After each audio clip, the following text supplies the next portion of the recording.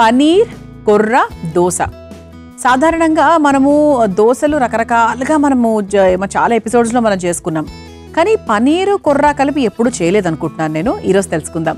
మరి ముందుగా పనీర్ కొర్ర దోశ తయారు చేసుకోవడానికి కావాల్సిన పదార్థాలు ఏంటో చూసేద్దాం. పనీర్ కొర్ర దోశ తయారు చేసుకోవడానికి కావాల్సిన పదార్థాలు: కొర్ర పిండి 1 కప్పు, నానబెట్టిన ఎండుమిరపకాయలు 8, నూనె 2 టేబుల్ స్పూన్లు, ఆవాలు 1/2 టేబుల్ స్పూన్, కరివేపాకు కొద్దిగా, పసుపు 1/2 టేబుల్ స్పూన్, ఇంగువ చిటికెడు, శనగపప్పు 1 టేబుల్ స్పూన్, జీలకర్ర 1 టేబుల్ స్పూన్, టమాటా ముక్కలు 1 కప్పు, అల్లం ముక్కలు 2 టేబుల్ స్పూన్లు, ఉప్పు తగినంత, నెయ్యి 1 టేబుల్ స్పూన్, పనీర్ కొద్దిగా. పనీర్ కొర్ర దోశ తయారు చేసుకోవడానికి కావాల్సిన పదార్థాలన్నీ కూడా రెడీగా ఉన్నాయి.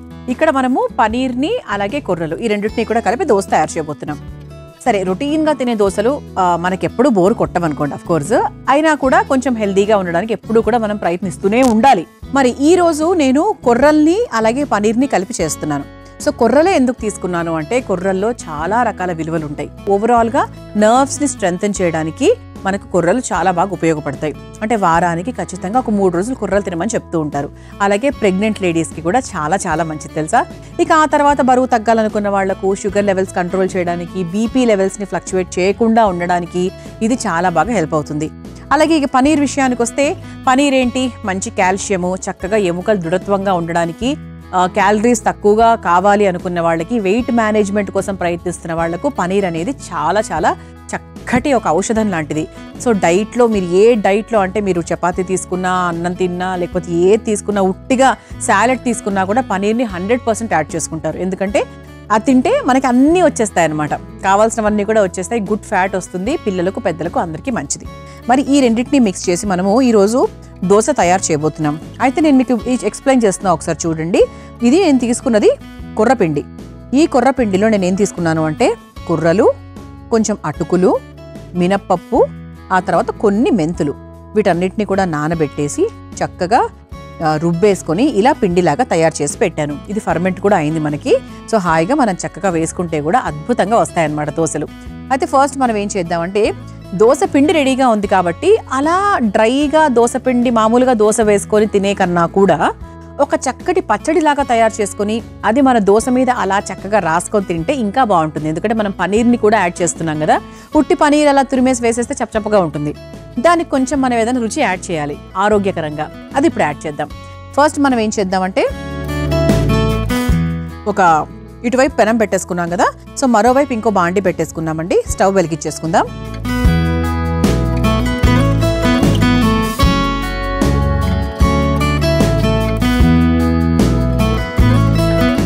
ఈ బాండీలో మనము ఒక చిన్న, అంటే ఒక పచ్చడికి సంబంధించి ఎర్రకారం అంటారు కదా, మనందరి వాడుక భాషలో ఎర్రకారం, ఈ ఎర్రకారం తయారు చేసుకుందాం. ముందుగా కాస్త నూనె,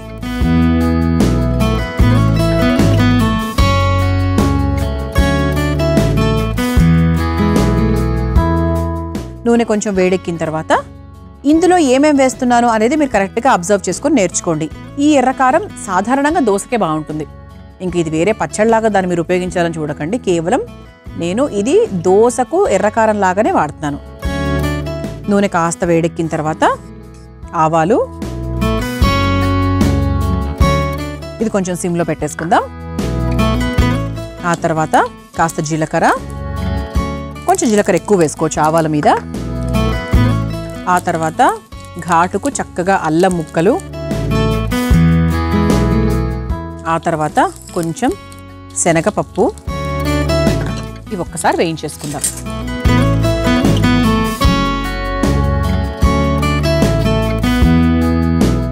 ఆ తర్వాత మనం ఇలా చక్కగా ఎండుమిరపకాయల్ని నీళ్లలో నానబెట్టుకున్నాం. ఆ నానబెట్టుకున్నటువంటి ఎండుమిరపకాయలు వేసేసుకుందాం. ఇంత వేస్తే సరిపోతుందండి. ఎందుకంటే మళ్ళీ ఎక్కువ కారం అయిపోతే కూడా కష్టమే కదా. ఎండుమిరపకాయలు కూడా వేసేసుకొని ఒక్కసారి కలిపేసుకుందాం. ఎండుమిరపకాయలు ఎప్పుడు కూడా ఇటువంటి పచ్చడి కాదు, ఇటువంటి ఎర్రకారాలు తయారు చేసుకునేటప్పుడు నానబెట్టుకుని వేయండి. అప్పుడే రుచికరంగా ఉంటుంది. ఆ తర్వాత కాస్త పసుపు,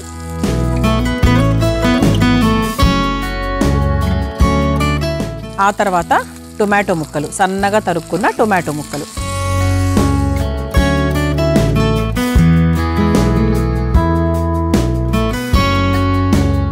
ఇది ఒకసారి కలిపేసుకున్న తర్వాత కొంచెం ఇంగువ కూడా ఇందులోనే వేసేసుకుందాం. కొంచెం ఇంగువ, అలాగే కరివేపాకు, ఇది ఒకసారి కలిపేసుకుందాం. అంటే మామూలుగా మనం బయట ఎక్కడైనా తిన్నప్పుడు దోశ మీద ఎర్రకారం పోసిస్తూ ఉంటారు. అంటే ఎలా చేశారు అని అనుకుంటాం, కానీ ఎలా చేయాలో తెలియదు. ఇలాగే చేయాలి. కానీ ఎండుమిరపకాయల్ని నానబెట్టుకోవాలి, బాగుంటుంది. అలా మీరు పచ్చిగా వేయిస్తే అది వేరే రకంగా ఉంటుంది. 100% నానబెట్టాలి, అప్పుడే ప్రాపర్ టేస్ట్ అనేది వస్తుందన్నమాట. ఒక 20 నిమిషాల పాటు నానబెడితే సరిపోతుంది. వేడి నీళ్ళలో అయితే 15 నిమిషాలు కూడా సరిపోతుంది.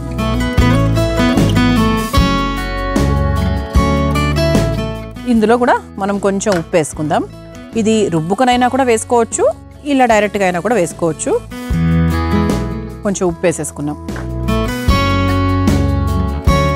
మనకు దోసపిండిలో కూడా ఉప్పు ఉంటుంది కాబట్టి ఇందులో చూసుకొని వేసుకోండి, సరిపోతుంది. చూసారా, ఇంతకన్నా అవసరం లేదు. ఇది మనకు 50% వరకు అలా చక్కగా వేయించుకుంటే సరిపోతుంది. ఇలా వేయించుకున్నటువంటి ఈ ఎండుమిరపకాయల్ని, టొమాటో ముక్కల్ని, వీటన్నిటిని కూడా మనం ఒక బౌల్లోకి తీసేసుకుందాం.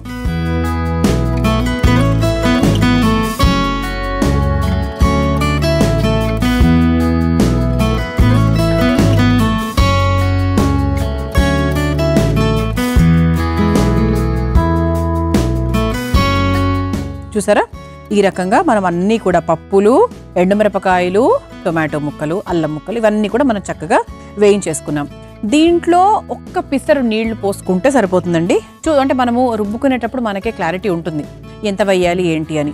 దాని ప్రకారంగా దీంట్లో కొంచెం నీళ్లు, చాలా కొంచెం నీళ్లు పోసుకొని ఒక పేస్ట్ లాగా, ఒక ఎర్రకారం ముద్దలాగా తయారు చేసుకొని తీసుకొస్తాను. ఆ తర్వాత మనం దోశ వేసేసుకుందాం.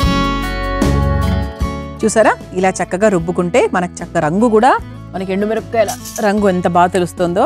ఇదండి, ఇలా అంటే మనకు దోశ మీద ఇలా అప్లై చేసుకోవడానికి కరెక్ట్గా ఉండాలి. నీళ్ళగా ఉండకూడదు, మరీ గట్టిగా కూడా ఉండకూడదు. ఇది ప్రస్తుతానికి పక్కన పెట్టేద్దాం. ఇప్పుడు ఈ తవా స్టవ్ వెలిగించేసుకుందాం. పనీర్ కొర్ర దోశ, ఇలా దోశ పిండి కన్సిస్టెన్సీ అందరికీ తెలిసిందే. ఇలా తీసుకున్నాను. ఇప్పుడు కొంచెం మనకి నూనె వేసేసుకుందాము పెనం మీద. సిమ్లోనే పెట్టేసుకుందాము.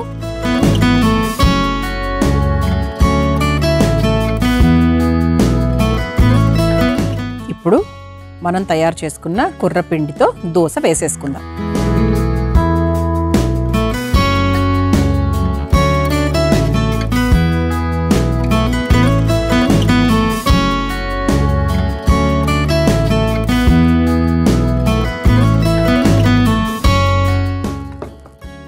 ఇలా దోశ వేసేసుకున్న తర్వాత కొంచెం ఇలా పైనుంచి నూనె వేసుకుని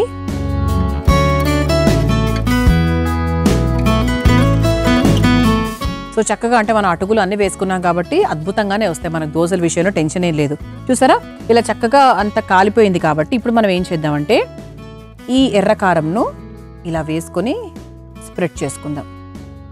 ఇది చాలా కారం ఉంటుందండి. సో పిల్లలకు స్ప్రెడ్ చేసేటప్పుడు చాలా జాగ్రత్తగా చూసుకొని స్ప్రెడ్ చేసుకోవాలి.